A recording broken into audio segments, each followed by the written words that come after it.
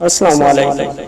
ایک شخص نواسہ رسول حضرت امام جعفر صادق کی بارگاہ میں حاضر ہو کر کہنے لگا، اے امام، میں آپ کے پاس ایک سوال لے کر حاضر ہوا ہوں۔ حضرت امام جعفر صادق نے فرمایا کہ پوچھو، کیا پوچھنا چاہتے ہو؟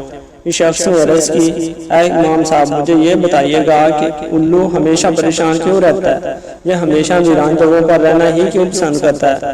امام صاحب نے جواب دیا کہ الو ہمیشہ ایسا نہیں تھا، یہ پہلے ویران جگہوں پر نہیں رہتا تھا اور نہ ہی یہ اداس تھا۔ یہ پرندہ آقا دو جہاں حضرت محمد صلی اللہ علیہ وسلم کی آل سے محبت کرنے والا پرندہ تھا۔ جب سے کربلا کا واقعہ پیش آیا ہے تب سے اس پرندے نے ویران جگہوں پر رہنا شروع کر دیا ہے۔ جب الو نے دیکھا کہ میرے جد امجد حضرت امام حسین اپنے قافلے کے ساتھ میدان کربلا میں تشریف فرما ہے تو یہ پرندہ 9 محرم کی رات کو میدان کربلا کے میدان میں پہنچ گیا۔ وہاں پہنچ کر اس پرندے نے حضرت امام حسین